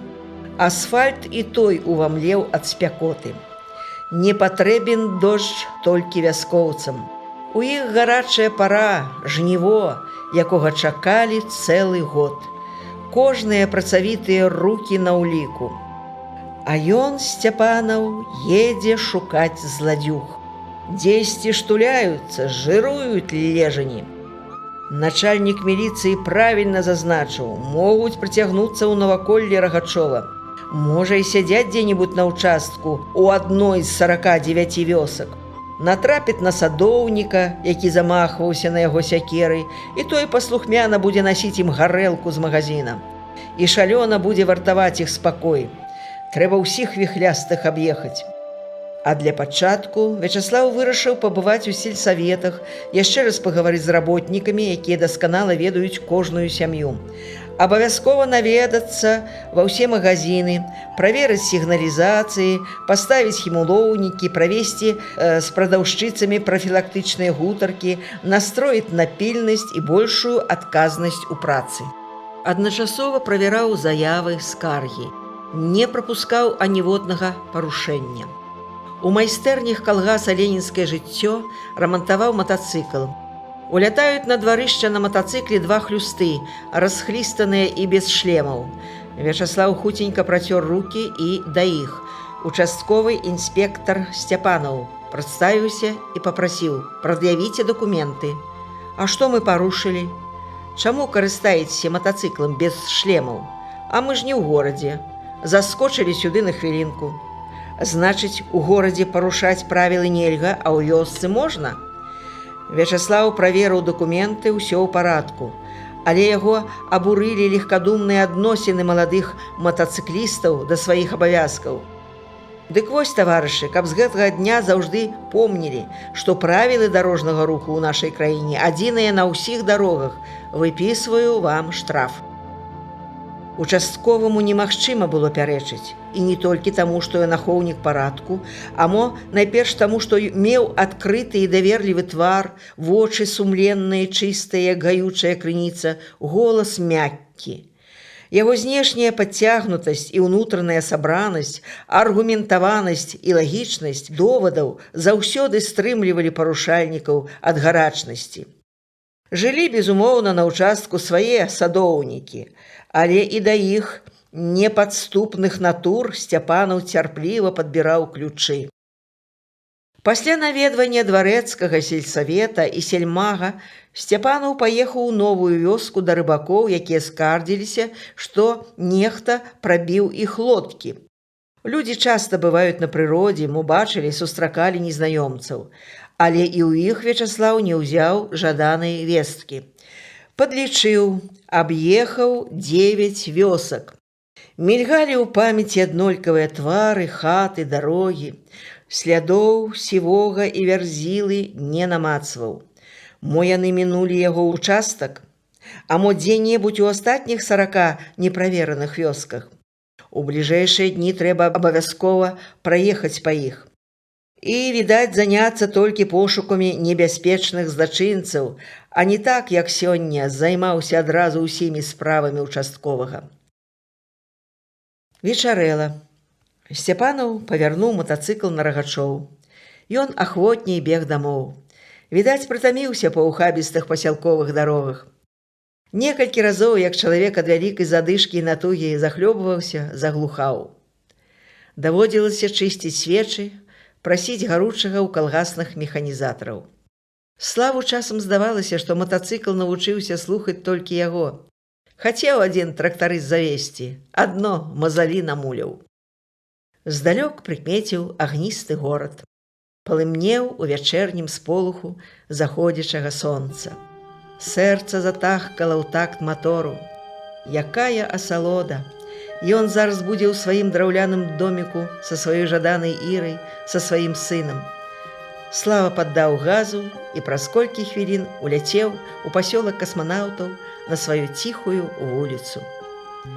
У рабочым пасёлку, дзе жыве Сцяпанаў малодшы, усё адмысловае, дыхтоўныя дамы, пераважна цагляныя, з прысадамі і маладымі дрэўцамі наўкол, роўныя вуліцы, як пад лінейку, і ці не ўсе яны выходзяць на адзіную плошчу, на якой магазин і аўтобусны прыпынак, важныя аб'екты пасёлка. А галоўная адметнасць у тым, што тут усё касмічнае. Пасёлак касманаўтаў, магазин «Космас», вуліца, дзе жывуць Сцяпанавы, носіць імя славутага беларускага касманаўта Пятра Клімука. І сабака ў іх Венера. Дзядзька Ахрэм падарыў шчанюка, а Слава даў клічку. Вось цяпер Венера ветліва сустрэла гаспадара. І пакуль Слава закатваў матацыкл у двор, яго выйшла сустракаць уся сям'я. «Татка, татка!» Перашком пакаціўся да матацыкла хлопчык з пшанічнай галоўкай. «Сынок мой!» Слава кінуў матацыкл, падхапіў Славіка і на выцягнутых руках падкінуў угору. «Касманаўцік мой! Будзеш касманаўтам? Паляціш на ракеце?» «Не, татка, я буду міліцыянерам, як ты. Хачу на тваім матацыкле ездзіць». «Усім даводзіць, што стане міліцыянерам», пацвердзіла сынава жаданне Іра. Слава апусціў сына на зямлю, абняў жонку. «Добры вечар, моя любая». «Зачакаліся. Я ж ведаю, родная, вашым чаканнем натхняюся і жыву». «А ў нас госць», пахвалілася Іра. «Твой братик Рыгор, кажа, падарунак нам прынёс». «О, паэт Рыгор наведаў нашу абіцель, мо вершы новыя склаў. Пайшлі ма ў хату». Браты шчыра абняліся, падужаліся. Рыгор, хаця і вышэйшы за Славу, і старэйшы на 3 гады, але пачаў прасіцца: «Пусці, браток, ну здаровы, адны мускулы». «Што ж ты думаў, Рыгор, трэніруемся рэгулярна, як і ў арміі, гатоўнасць нумар 1 да любых выпрабаванняў». Іра заўсёды зайздросціла моцнаму сяброўству, якім аб'яднаны браты Сцяпанавы. У іх увогуле сям'я дружная, адзін за аднаго гарой, адны ў іх і радасці, і беды. А братоў Валеру, Рыгора, Славу да таго ж моцна з'яднала служба ў арміі. Так здарылася, усе ўтрох служылі ў славутай чырвонасцяжнай дывізіі. У розныя гады толькі, адзін аднаму перадаючы эстафету. Да ўсіх іх ездзіла ў часць мама. Прывозіла дамашнія ласункі, сухарыкі, пячэнне, цукеркі. Хлопцы вельмі рыхтаваліся да яе простага і ў той час складанага пытання: «Як служыш, сынок? Табе не сорамна за мяне, мама». А вынікам такіх адносін да службы сталі падзякі камандавання. Вячаслаў меў падзяку за ўмелыя і рашучыя дзеянні, ініцыятыву і знаходлівасць, праяўленыя на вучэннях.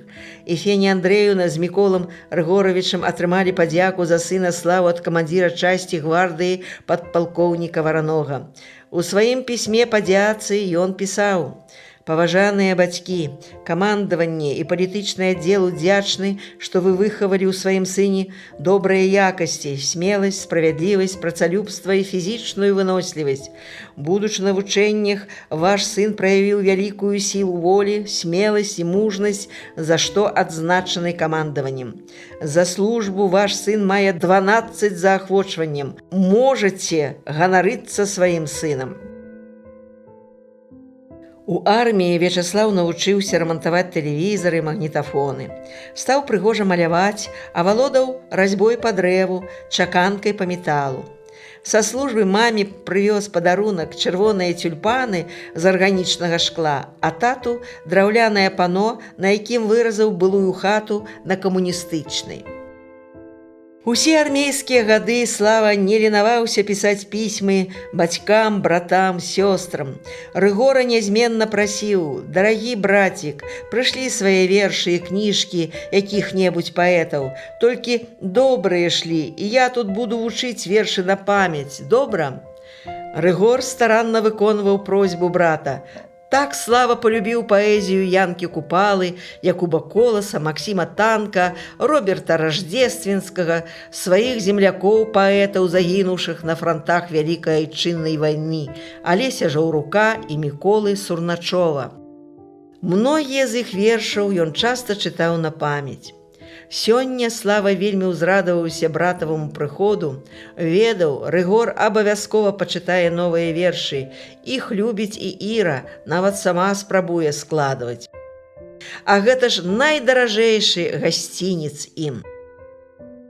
Яны селі вячэраць, пілі чай, і Рыгор напеўным душэўным голасам выдаў свае здабыткі творчасці, перад гэтым кінуўшы жартоўную рэпліку. Выступае нікому пакуль невядомы сямейны паэт Рыгор Сцяпанаў. «Отчизна моя, мой край бесконечный, со мною ты всюду, со мною навечно. На бойкой дороге, на узкой тропе в душе сохраню я твой взор и напев. И все мне тут мило, плакучие ивы, дубы вековые, пролески лесные, знакомые звуки и мамины руки. Отчизна родная, с тобой навсегда я, и нет мне дороже отцовского края, родимой земли». Рыгор замоўк. Маўчалі ўсе. Нават маленькі Славік таямніча пазіраў на дзядзьку. У яго вершы ён не ўсё зразумеў, але ўлавіў прыемную напеўнасць, як у калыханцы, і гэта спадабалася яму. Усе чакалі працягу, і Рыгор сарамліва ўсміхнуўся. Яшчэ адзін вершык каротенькі, без назвы, але пра каханне. «Если нам не спится, если май нам снится, а листва золотая что-то напевает, значит, это вновь к нам пришла любовь, красота сирени, теплота цветов». «Ты ж паэт, Рыгорка!» Слава паціснуў руку брату, з гонарам прадставіў яго нябачнай публіцы. «Прашу любіць і шанаваць, паэт Рыгор Сцяпанаў, слесар завода «Дыя-праектар».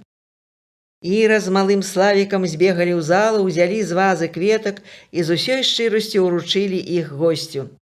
Сарамлівы Рыгор заліўся чырванню і асмялеў. «А для ўсіх вас, для вашай сям'і я напісаў казку. Гэта і ёсць мой нечаканы гасцінец». «Чытай, Рыгор», – папрасіў Слава. «Хочам паслухаць казку», – падселі бліжэй Іра і Славік. Называецца казка «Чароўны замак». Рыгор сеў ямчэй, палажыў перад сабой спісаныя аркушы, але не чытаў, а толькі падглядваў, пераказваў. На адной маленькай планеце жыў-быў маленькі чалавечак. Звалі яго Міг. Ён удаўся такім маленькім, што адразу і не прыкмеціш. Але ж надта добрым быў. Яго дабрыня весяліла нават халодныя зорачкі, якія цьмяна віселі над планетай. Адкуль узяўся Міг на маленькай планеце, невядома. Толькі дакладна вядома, што часам яму рабілася невыносна цяжка. Казачнік кінуў позірк на брата, Іру, Славіка, слухаюць. Нават маленькі Славік сядзіць ціхутка, аж роцік раскрыў. Брат задавольна падміргнуў: «Давай далей». І вось, калі Мігу аднойчы стала вельмі сумна, ён вырашыў змайстраваць сабе замак са шкла і зорак.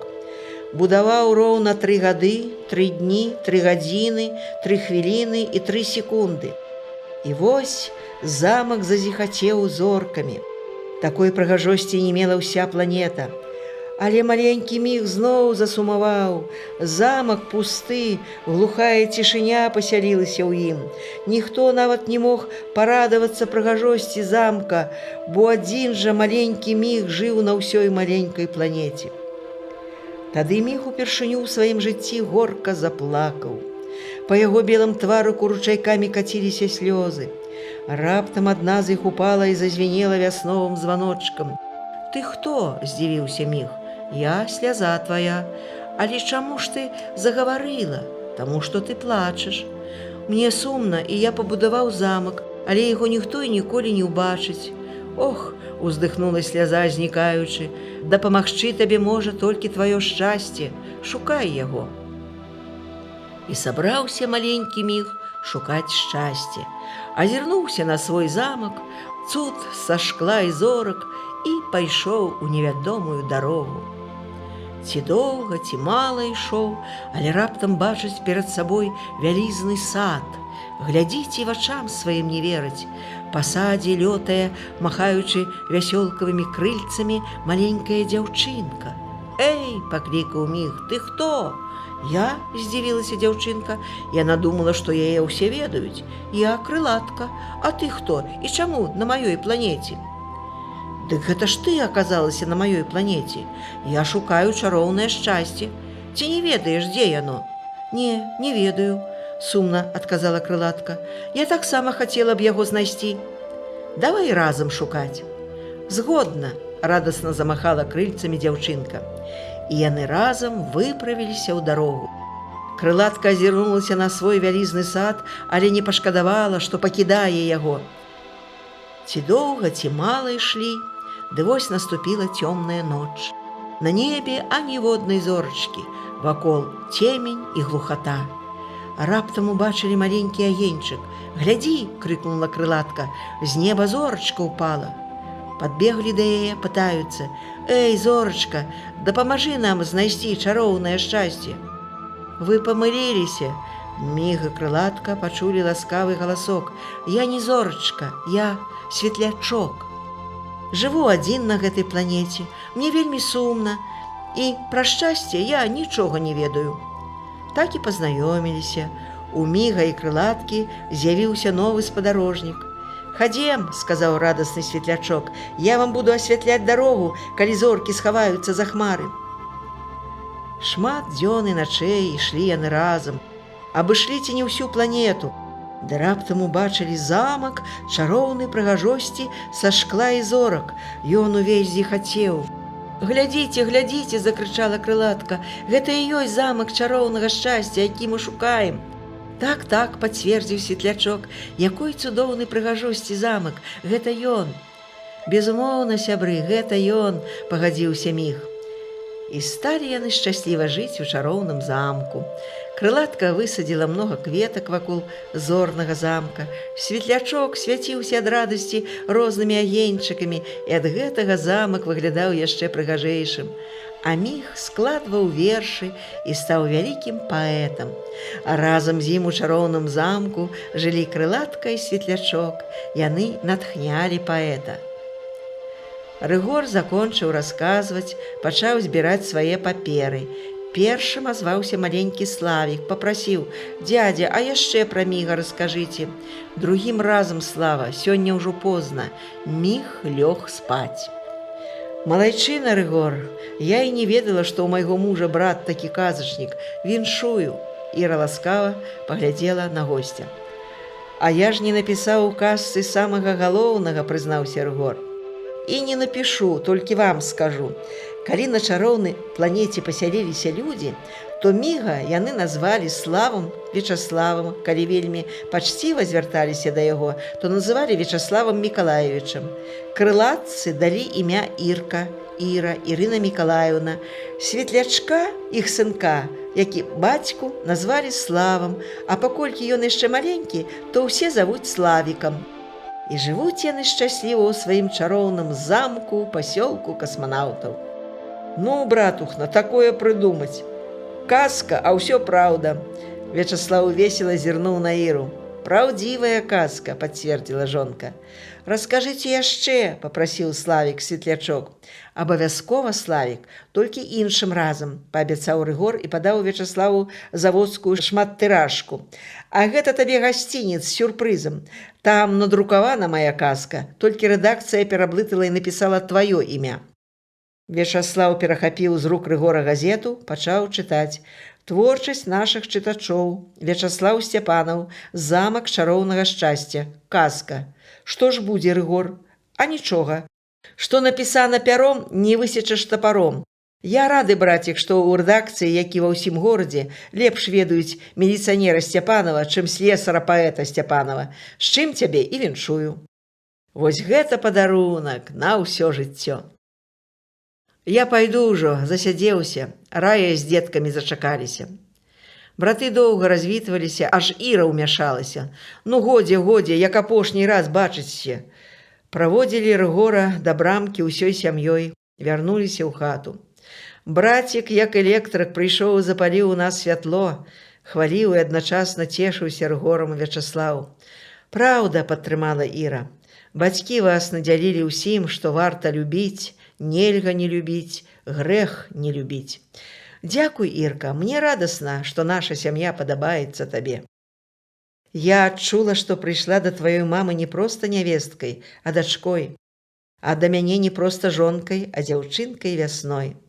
Сам ты, Слава, вясновы ручаёк, зялёным званочкам пераліваешся па камяністых дарогах жыцця.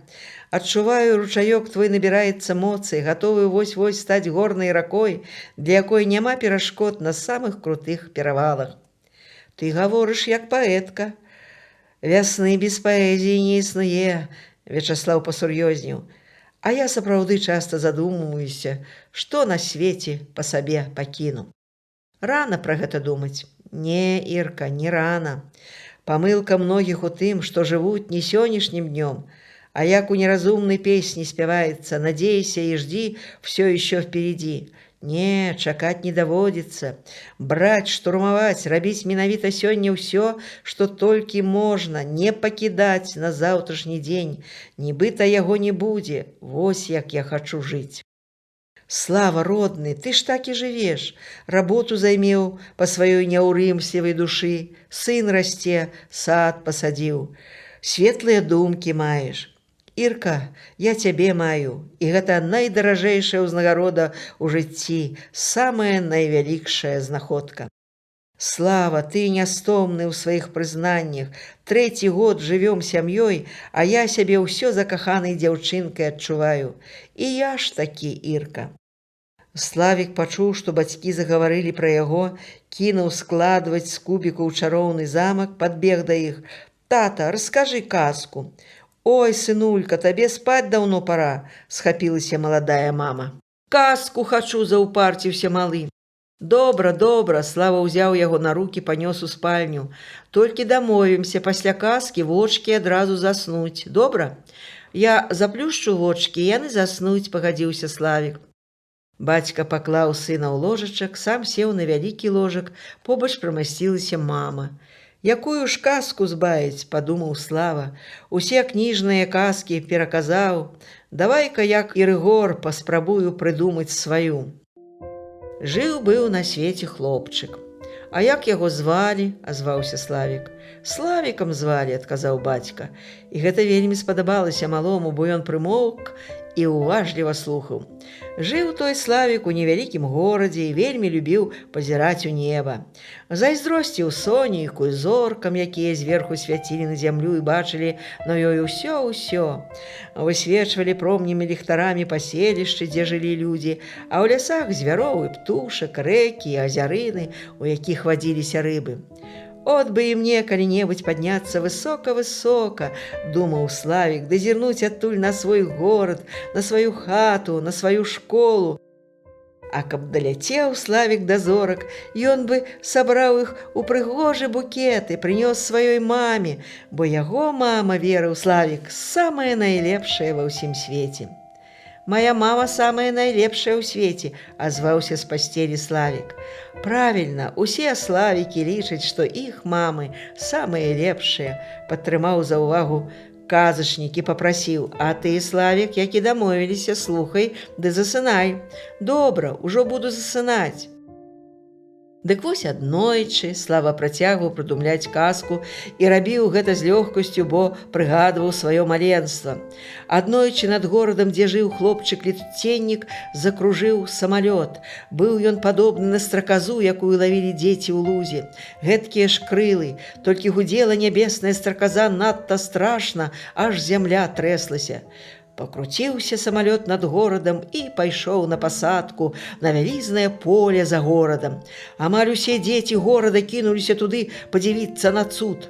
Падбеглі да самалёта, а з яго выходзіць рослы дзядзька ў тоўстай вушанцы з квадратнымі акулярамі ў шырокім камбінезоне, які рабіў яго крыху падобным на мядзведзя. Усміхаецца: «Ну, ці ёсць сярод вас лётчыкі?» Дзеці зашушукаліся і выштурхнулі ўперад Славіка. «Во наш самалётчык, хоча зорак у небе назбіраць і маме падарыць». «Гэта праўда?» – спытаў лётчык. «Праўда», – адказаў Славік. Тады лётчык саскочыў на зямлю, узяў Славіка за руку. «Паляцім да зорак». Усе дзеці ахнулі ад зайздрасці, а Славік усміхнуўся рот да вушэй. Зачыніліся дзверы за лётчыкам. Самалёт весела заржаў, як конь, засумаваўшы паволі. Прапелер так хутка закруціўся, што перад носам самалёта ўтварыўся махавік, кола, ад якога гнуліся долу травы, уздымаўся віхурай пыл.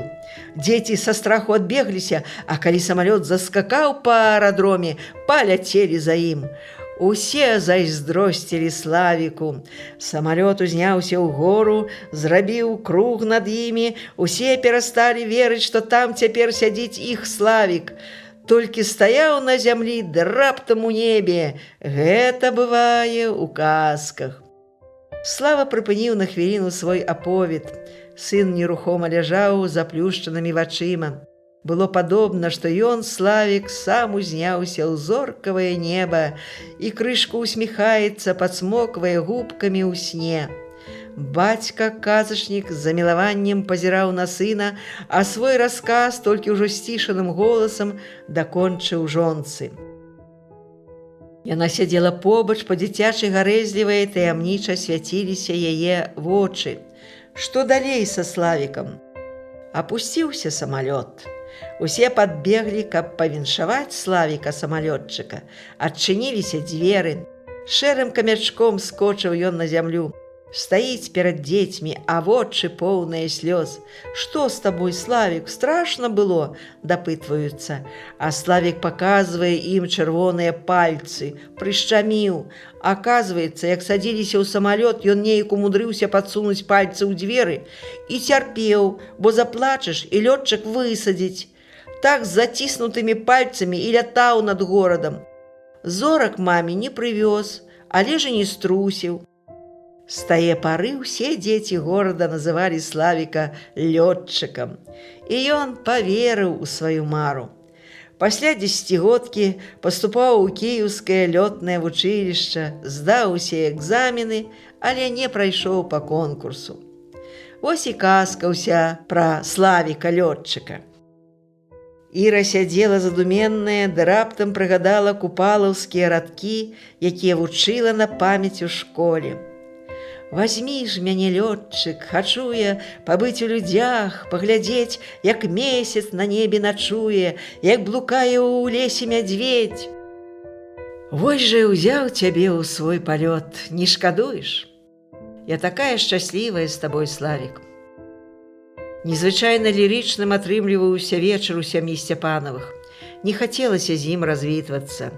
Іра скочыла з пасцелі да кніжнай паліцы, якую зрабіў Слава, ухапіла некалькі томікаў паэзіі, прапанавала: «Давай пачытаем». З радасцю. Яны перачытвалі любімыя вершы, якія даўно зналі, адшуквалі новыя, а пасля адкрывалі наўздагад любую старонку, гадалі, што каму выпадзе. І вельмі радаваліся, калі радкі паэта супадалі з іх думкамі і жаданнямі адно да аднаго. Збіраліся ўжо спаць. Слава панёс кніжкі на паліцу, да раптам побач з часопісам «Наука і жизнь», «Чалавек і закон», «Савецкая міліцыя» неяк па-новаму ўбачыў роўны стосік пісьмаў.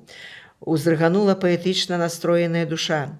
«Ирка, наши пісьмы, гэта ж наша паэзія, давай пачытаем, а? Нясі». Слава ўхапіў канверты, прынёс у пасцель. Дамовіліся. Іра чытае Слававы пісьмы, Слава Ірыны. Адбылася пераклічка закаханых сэрцаў. «Ірка, ніколі такога не было са мной. Мяне вельмі радуе спеў птушак і пчолка на кветцы, улюбёныя голубы і нават звычайны промнік сонца. Сёння бачыў цябе ў сне. Мы трымаліся за рукі, прагульваліся па беразе прыгожага возера. Пасля каталіся на лодцы. Вада чысцюткая, усе каменьчыкі на дне бачны. Бабка моя казала, што бачыць у сне ваду к добру. Нібыта вада сімвалізуе яснасць і ўпэўнасць. Давай будзем заўсёды шчырымі і бязмежна адкрытымі. У пачатку я ўспрымаў цябе толькі разумнай і мэтанакіраванай дзяўчынкай, паважаў і адказваў любасцю. Пасля пачаў бачыць у табе добрага друга, і мяне гэта радавала, бо ў жыцці сапраўдныя людзі сустракаюцца не вельмі часта. А цяпер я зразумеў, кахаю цябе і толькі цябе буду кахаць усё жыццё. Мой дарагі Салоўка, Славік, усе мае думкі пра цябе. Дзе ты цяпер, што робіш, пра што думаеш? Села вучыць урокі, але ў галаву нічога не лезе. Вось і пішу табе, бо інакш страчу розум. Славік, ты найлепшы чалавек у свеце. Не магу ўявіць, што б рабіла без цябе. Ты для мяне самы блізкі і дарагі чалавек. З табой спазнала сапраўднае каханне, першае ў маім жыцці. Калі зможаш, родны, то прыедь, наведай сваю студэнтку. Я сустрэну цябе на вакзале. Ірка, я дзяжурны сёння па аддзелу. Ужо 3 гадзіны ночы, спіць горад. Відаць, і аматары розных прыгод спяць спакойна, а я пішу табе пісьмо. Учора таксама працаваў позна, да 2 гадзін ночы, а сённяшнюю ноч дзяжурны. Любая моя, ты дапамагаеш мне працаваць, з думкай пра цябе пераадольваю ўсе нягоды. Беражы сябе, родная, не хвалюйся, пакуль жыве наша каханне, будзем жыць і мы. Мілы Славік, ты не ўяўляеш, як я чакаю ад цябе пісьма, думаю пра цябе кожную хвілінку. Раней не ведала такіх пакутлівых пачуццяў. Стараюся вучыцца, каб табе не было сорамна за мяне. За семестр будзе толькі 1 тройка, астатнія 4 і 5. Ты не хвалюйся за мяне, здам экзамены і на крылах прылячу да цябе. Ходили со Светланой у кино по данным уголовного розыска. Фильм про милицию, и я увесь час думала про тебя, моё Сонейка. Ирка, служба моя проходит нормально. Сегодня занятки по огневой. Стреляли с пистолета Макарова боевыми патронами. Усе кулі пусціў у 10. Учуся водить мотоцикл с коляской. Вельми подобается. Иду на работу раненько, вертаюся поздно.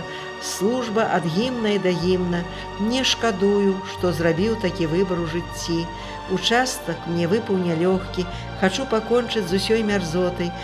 І калі раптам гэта ўдасца і не застанецца аніводнага нягодніка, тады папрашуся настаўнікам у школу. Але, відаць, на мой век хопіць работы ў міліцыі. Ехаў ад цябе з Гомеля і ў Жлобіне затрымаў аднаго жуліка, даставіў у Рагачоў, здаў куды трэба. Як бачыш, справы мае ідуць нармальна. Чакаю твайго вяртання з вучобы, як салавей лета, а пакуль моцна-моцна цалую цябе, моя вясна. Іра закончыла чытаць пісьмо, даверліва зазірнула Славу ў вочы. Родны мой, я же цяпер помню, як цалавала гэта тваё пісьмо. А я вось гэта тваё. Слава трымаў у руках аркушу клетачку з вучнёўскага сшытка. Ты написала письмо вершем. Улыбнись на прощание, милый, подари мне тепло твоих рук. Я хочу, чтобы все, что было, сохранил в дни наших разлук. Мо не трэба далей, Славік, засаромілася Іра. Яна баялася не пачуццяў, а сумнявалася ў дасканаласці сваіх вершаў. Яшчэ одну строфу попросил Слава и пачаў читать. Буду ждать тебя дни и ночи, верю я, ты вернешься ко мне. Я люблю тебя очень-очень, как никто не любил на земле. Поздно свяцілася ў спальні міліцыянера Сцяпанова акно. Зыркім светлячком пазірала акно на начную вуліцу Клімука. Любы мой, давай адпачываць, позна ўжо. Салодкіх сноў, каханыя. Слава прытуліў да сябе Іру, як дзіцё, пацалаваў у гарачы лоб. Сцішваючыся перад сном, яшчэ раз прыгадаў, як яны хваляваліся перад вяселлем. Іры не споўнілася тады 18 гадоў і вельмі перажывалі, ці распішуць. Зводнай свахай выступіла Галя Кахановская, інспектар па справах падлеткаў. «Даверлівая моя Ірка», – падумаў Слава, – «абяцаю аберагаць твой сон і спакой. Усё жыццё буду кахаць. Гэта не толькі тваё першае каханне, а і маё, першае і адзінае». Яшчэ падумаў Слава, што пражыты дзень трэба запомніць. Надта напружана працавала душа, а толькі на добра нацягнутых струнах можна сыграць жаданую мелодыю. У чыстым небе над пасёлкам касманаўтаў весела гуляў серабрысты маладзічок.